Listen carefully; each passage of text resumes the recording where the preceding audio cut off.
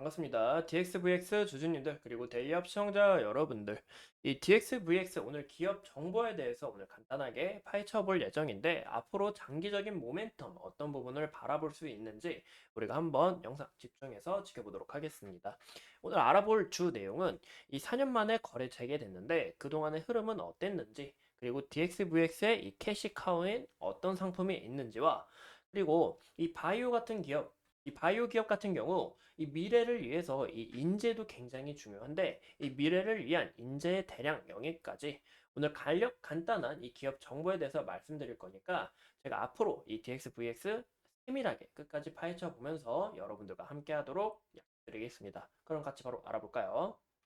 이 DXVX 같은 경우 이제 4년 동안 긴 거래 정지 기간이었습니다. 이런 부분에 있어서 주주님들이 굉장히 많이 답답하고 얼마나 속상하셨을지, 이런 부분 굉장히 걱정이 되는데, 이 과거 회계 처리와 이 관련한 이 수익 인식 적절성에서 이 충분한 감사 증거를 입수할 수 없다는 이 사유로 인해서 거래 정지가 됐다라고 볼 수 있고요. 2019년 이 회계연도 재무제표 역시 비적정 이견을 받으면서 상패 사유가 됐습니다. 근데 무엇보다 우리가 눈여겨볼 건, 거래 정지가 해제되면서 이 소속부가 변경이 되어 있는데, 보시는 것처럼 이 중견기업부로 소속이 됐다라고 볼 수가 있습니다. 그 이유가 실적 부분을 보면 우리가 한번 눈여겨볼 수 있는데요. 이 거래 정지 동안 이 새로운 경영진 교체와, 그리고 다양한 신약에 있어서 이 매출을 큰 폭으로 늘려나가고 있다라고 우리가 볼 수 있고요.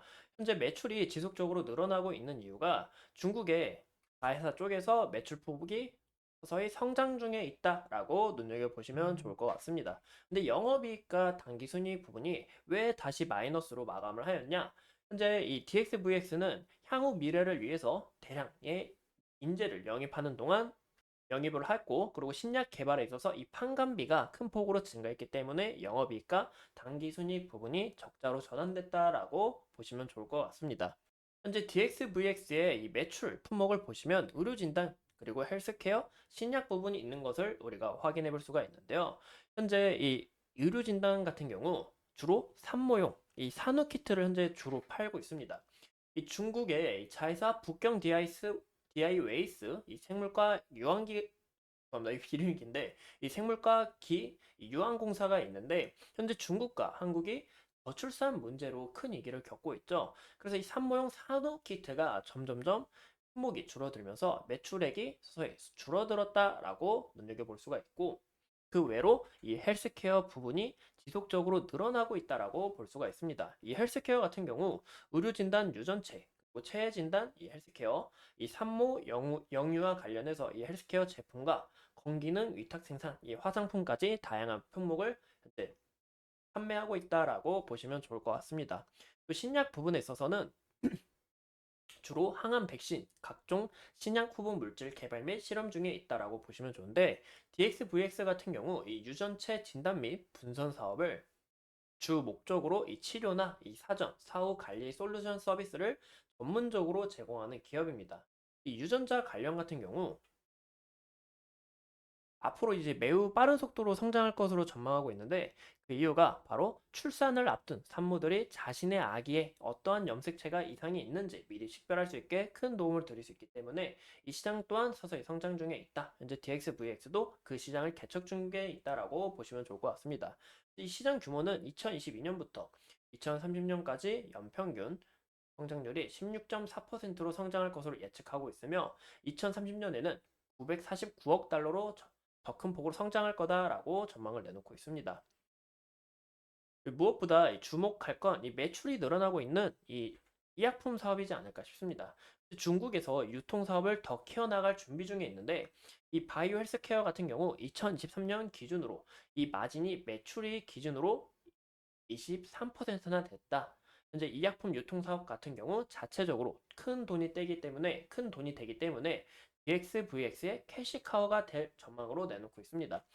중국 같은 경우 세계 최대 항생제 의약품 시장이며, 이 자사 브랜드 항생제인 여기 아지트로마이신 항생제를 포함해서 뭐 관절염 치료제, 피부 질환 치료제 등 다양한 의약품을 현재 출시 완료했다. 이런 부분에서 중국 시장 어떻게 서서히 커지는지 우리가 좀 집중적으로 지켜봐야 되지 않을까라고 말씀을 드리고 싶습니다. 무엇보다 이 바이오 같은 경우 이 인재도 굉장히 중요한데 또 이런 파이프라인도 우리가 빠짐없이 지켜봐야 할 부분이 있겠죠. 현재 권규찬 이 DXVX 대표인 현재 이 항암 백신 관련해서 연내 1비상 개시를 준비 중에 있고 현재 자회사 옥스포드 백메디신은 이 항암 백신 후보 물질인 이 OBM200을 도입 중에 있다라고 보시면 좋을 것 같습니다. 현재 비만 치료제 시장도 뛰어들기 위해서 노력 중에 있고요. 아까 말씀드린 것처럼 이 유통 사업을 캐시카우로 자리 잡고 신약 개발 기업으로 서서히 성장 중에 있다라고 보시면 좋을 것 같습니다. 아까 말씀드린 것처럼 이 높은 인상 비용으로 인해서 실적 부분은 좋지 않다라는 거 우리가 참고하시면 좋을 것 같고 이 바이오 같은 경우 인재 부분도 굉장히 중요한데 우리가 한미약품에 대해서 한번 이 한미약품에서는 이 다양한 경영관리 우승주 대표를 비롯해서 상무 그리고 이제 건규차 전문 등 6명이 한미사이언스와 이 JWM에서 각각 자리를 잃었지만 DXVX가 이 한미약품의 인력을 대거 영입하면서 여기서도 이 건규찬